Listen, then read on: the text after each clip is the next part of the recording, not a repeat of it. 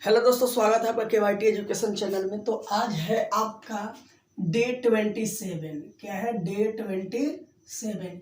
ये जो है आप लोगों का क्लास है वो है 12 का। ठीक है, 12th क्लास में आज जो आपकी रूटीन के अनुसार जो चल रही है उसके अनुसार आज आप लोगों की क्या है? मैथ है। क्या है?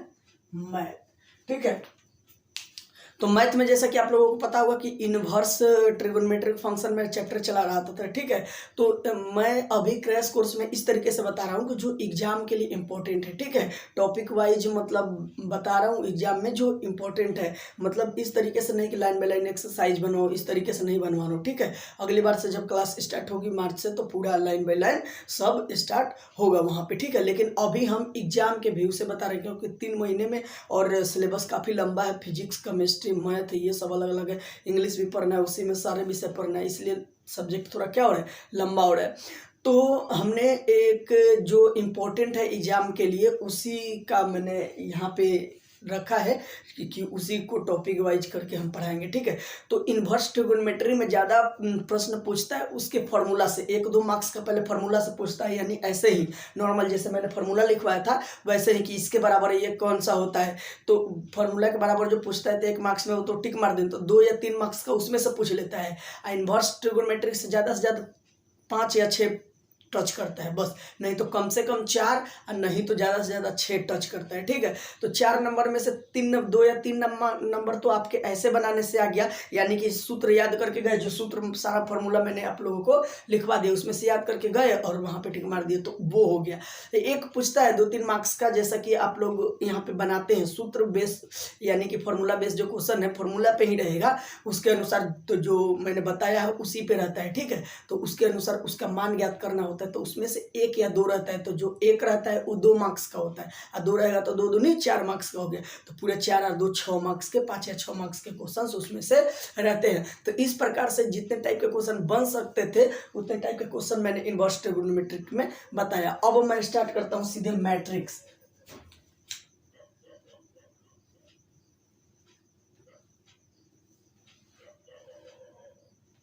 यहाँ पे स्टार्ट करते हैं हम मैट्रिक्स। ठीक है, तो यहाँ पे देखेंगे हम मैट्रिक्स यानी अभिव्यूह चैप्टर।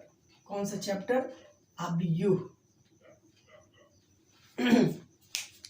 देखिएगा ध्यान से कि अभिव्यूह और डिटर्मिनेंट जो चैप्टर है उससे 7 या 8 मार्क्स का क्वेश्चन पूछता है, दोनों को मिला के। ठीक है, तो अभिव्यूह से भी पूछता है, तो ये ज़्यादा मतलब ज़्यादातर यहाँ पे देखा जाए तो मतलब सिमिलरिटी उतना नहीं होता है, लेकिन थोड़ा सा अलग अलग होता है। तो हम लोग दोनों को देखेंगे। ये तीसरा चैप्टर है अभिव्यूह, दूसरा चैप्टर था आप लोगों का इन्वर्स ट्रिगोनोमेट्रिक फंक्शन, तो वो आपको हो गया। अब है यहाँ पे अभिव्यूह और उसके बाद है डिटर्मिनेंट। ठीक है, तो अभिव्यूह में सबसे पहले हम जानेंगे, इसके बारे में थोड़ा सा हम बता देते हैं, थोड़ी सी जो बेसिक चीजें होती है, क्योंकि बेसिक चीजें अगर नहीं जानते तो उसी के चलते आपको बड़ा बड़ा क्वेश्चन भी नहीं आता है। ठीक है, तो यहाँ पे हम पहले देखेंगे इससे छोटी छोटी बातें। ठीक है, तो इससे संबंधित कितने मार्क्स के क्वेश्चन आते हैं? 7 या 8 मार्क्स, डिटर्मिनेंट और अभिव्यूह मिला के। ठीक है, तो यहाँ पे देखते हैं। सबसे पहले यहाँ पे अभिव्यूह को देखते हैं कि जैसे लिख दिया मैंने 3 4 5 2 8 6 3 1 4 एक लिखा, एक मैंने यहाँ पे लिखा 2 1 4 3 9 6 5 8 2।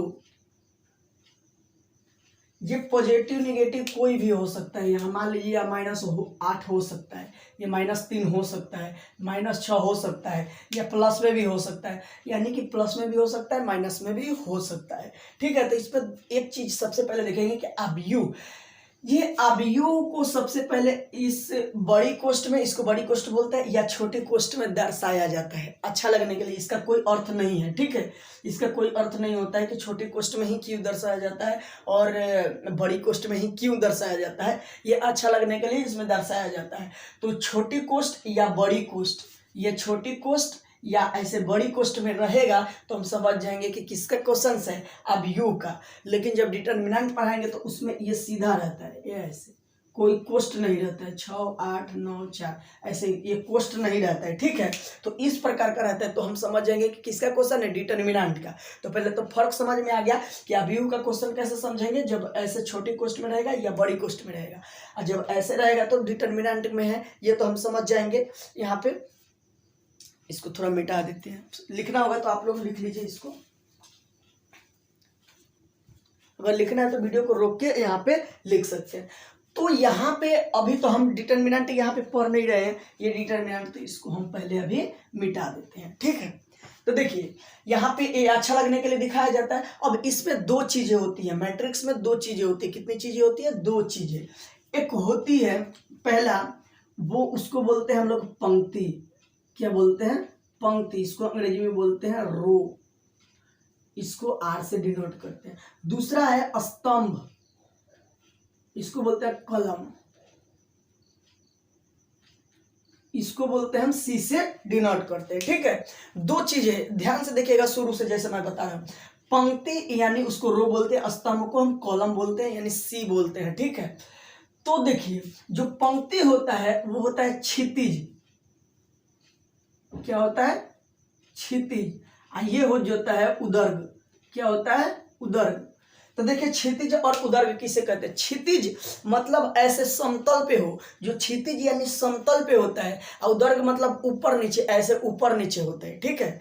मतलब नीचे से ऊपर चाहे ऊपर से नीचे, मतलब ऐसे रहता है। और क्षितिज ऐसे रहता है। क्षितिज मतलब समतल पे गिरा रहेगा, और उदर्ग यानी ऐसे रहेगा, उठा हुआ, ठीक है। दो चीजें समझ में आ गया। जैसा कि मान लीजिए एक धरती है, ठीक है। धरती पे ऐसे लेटा के कुछ रख दिए तो वो क्षितिज हो गया, और धरती पे किसी चीज को ऐसे हम खड़ा कर दिए तो ये हमारा क्या हो गया? उदग्र हो गया। क्या हो गया? उदग्र हो गया। तो क्षितिज और उदग्र में समझ में आया। अब दो चीजें, एक रो और पंक्ति। तो ये जो क्षितिज होता है, यानी कि ये जो लाइन है क्षितिज है, यानी गिरा हुआ है, ऐसे धरती पे गिरा हुआ है, तो ये गिरा हुआ है, तो ये क्या हो गया? हमारा पंक्ति हो गया। ये क्या हो गया? पंक्ति। ये भी पंक्ति हो गया, ये भी पंक्ति हो गया। इसमें ये भी पंक्ति हो गया, ये लाइन पंक्ति हो गया, ये लाइन पंक्ति हो गया। लेकिन दूसरा है स्तंभ। स्तंभ उदग्र मतलब ऊपर नीचे हो। तो देखिए स्तंभ ये ऊपर नीचे है ना, ऐसे 3 4 5 मतलब ऐसे है, ऊपर नीचे ऐसे, तो ये उदग्र हो गया, ये उदग्र हो गया, ये उदग्र हो गया, ये उदग्र हो गया, ये उदग्र, ये उदग्र, यानी ये स्तंभ हो गया। ये सब क्या हो गया? स्तंभ। ये स्तंभ है, ये भी स्तंभ है, ये भी स्तंभ है, ये भी स्तंभ। तो इस तरीके से देखते हैं तो स्तंभ, और इस तरीके से देखते हैं तो वो पंक्ति हो जाती है। क्या हो जाती है? पंक्ति। तो पंक्ति और स्तंभ समझ में आया। तो इसको हम लोग ये क्या है? पंक्ति 1, तो इसको हम बोल सकते हैं R1 यानी रो 1, पंक्ति 1 है। पंक्ति 2 है तो इसको हम R2 बोल सकते हैं। ये इस 3 है तो इसको R3 बोल सकते हैं, यानी पंक्ति 3 लाइन है। अब कॉलम में आइए, तो ये कॉलम 1 है तो यहाँ पे C1, इसको कॉलम 1 बोल सकते हैं, इसको कॉलम 2, इसको कॉलम 3। तो ये समझ में आप लोगों को आया कि ये रो 1 है, ये रो 2 है, ये रो 3 है। कॉलम 1 में ये आएगा, कॉलम 2 में ये आएगा, कॉलम 3 में ये आएगा।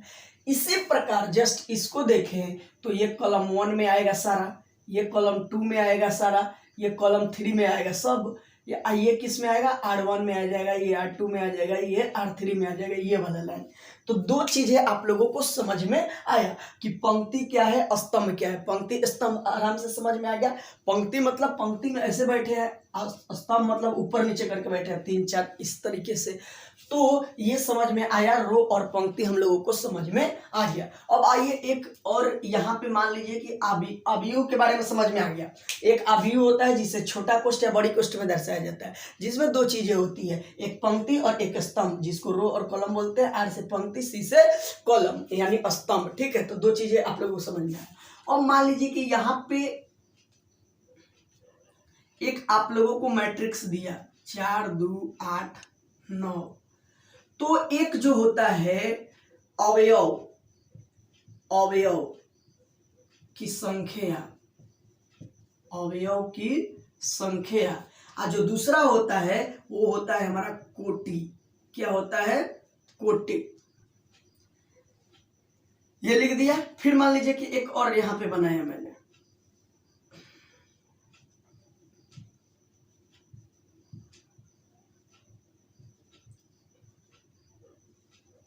इसमें भी क्या रहेगा हमारा?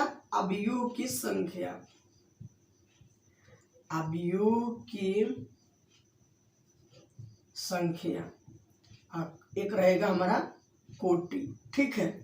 देखिएगा ध्यान से, ये तो समझ में आ गया। अब यहाँ पे ध्यान से देखिएगा, अवयव की संख्या मतलब ये कितना दिया हुआ है उसको गिन देंगे तो हमारा अवयव की संख्या निकल जाएगा। यानी 1 2 3 4 को दिया हुआ है ना, तो 4 अवयव की संख्या हो गया। अवयव मतलब बोलते हैं उसके एलिमेंट, क्या बोलते हैं, उसके एलिमेंट। तो अवयव की संख्या यहाँ पे कितना आ गया हमारा 4। अब इसमें देखिए अवयव की संख्या 1 2 3 4 5 6 7 8 9 10 11 12 को है, तो इसमें अवयव की संख्या कितना हो जाएगा, 12 हो जाएगा। कितना हो जाएगा, ये 12 हो जाएगा। यहाँ पे थोड़ा चल नहीं, 12 हो जाएगा। कितना हो जाएगा, 12 अवयव की संख्या। लेकिन ठीक कोटि देखना कैसे ज्ञात करते हैं कोटि में क्या करते हैं कि सबसे पहले पंक्ति की संख्या ज्ञात करते हैं। पंक्ति कितना है, तो एक पंक्ति दो पंक्ति, दो पंक्ति है तो 2 लिख देते हैं, बीच में गुना लिख देते हैं। और उसके बाद स्तंभ गिनिए कितना है, 1 स्तंभ 2 स्तंभ, तो 2, यानी कि ये 2 गुने 2 कोटि का अवयव है। यानी इस अवयव का जो कोटि है वो 2 गुने 2 है। तो इस प्रकार से हम लोग क्या दर्शाते हैं, यानी इसकी फॉर्मूला जो होती है R गुने C, R गुने C। पहले कॉलम की संख्या रखेंगे, यानी कॉलम की संख्या, और उसके बाद भले रो की संख्या पहले रखेंगे, गुना देके उसके बाद कॉलम की संख्या। यानी इसको m गुने n भी किताब में दिया रहता है, m गुने n। m कहने का मतलब कि उसकी पंक्ति की संख्या लिखिए तो पंक्ति 1 और 2 पंक्ति था तो 2 लिख दिया, उसके बाद गुना तो गुना, उसके बाद n मतलब स्तंभ की संख्या तो 1 2 तो 2 लिख दिए यहाँ पे। तो कोटि की संख्या जैसे निकल जाती है। अब अवयव की संख्या देखिए, एक तो गिन के निकाल सकते हैं, लेकिन कोटि जब पता रहे तो इसको दोनों को गुना कीजिएगा तो अवयव की संख्या निकल जाएगा। 2 दूनी 4, तो अवयव की संख्या एकदम 4। तो इस प्रकार से अवयव की संख्या और कोटि याद करते हैं। ठीक है, आइए एक नीचे सवाल में देखते हैं। अवयव की संख्या तो हम गिन के निकाल लिए, 1 2 3 4 5 6 7 8 9 10 11 12, तो 12 लिख दिए हैं। लेकिन कोटि में सबसे पहले रो की संख्या यानी पंक्ति की संख्या, तो गिनिए 1 पंक्ति 2 पंक्ति 3 पंक्ति, 3 पंक्ति है तो 3 लिख दिए, बीच में गुना तो बीच में गुना। अब स्तंभ की संख्या 1 स्तंभ 2 स्तंभ 3 स्तंभ 4 स्तंभ, तो ये लिख देंगे 4। यानी ये जो अवयव है वो हमारा 3 गुने 4 कोटि का है। क्या है, 3 गुने 4 कोटि का है। तो अवयव की संख्या जब कोटि मालूम रहेगा तो नहीं ज्ञात कर देगा, 3 चौका 12 तो सीधे 12 है, गिनना नहीं पड़ेगा। ऐसे गिन लेंगे तब भी आसान है कि 12 निकल जाएगा अवयव की संख्या और कोटि। तो ये 2 चीजें अभी आप लोगों को समझ में, मैट्रिक्स में पंक्ति और स्तंभ पता चला कि कैसे पहचानते हैं। उसके बाद मैट्रिक्स दिया रहेगा, अवयव की संख्या पूछेगा तो ऐसे बताएंगे, कोटि पूछेगा तो ऐसे बताएंगे, इस तरीके से। तभी वीडियो को क्या कीजिए कि आप रोक के और इसको उतार लीजिए, मैं हट जाता हूँ यहाँ। तो अभी तक आप लोगों ने ये अवयव के बारे में समझा। अवयव के बारे में आज बेसिक चीजें थी तो मैंने बता दिया, और कल इसके बारे में अब टाइप वाइज करके आप लोगों को क्वेश्चन बताऊंगा जो एग्जाम में आते हैं, जिस तरीके से आते हैं। ठीक है, तो टाइप वाइज करके मैं आप लोगों को क्वेश्चंस बताऊंगा। तो फिर मिलता है अगले वीडियो में अगले सब्जेक्ट के साथ। बाकी के लिए बहुत बहुत धन्यवाद। जय हिंद।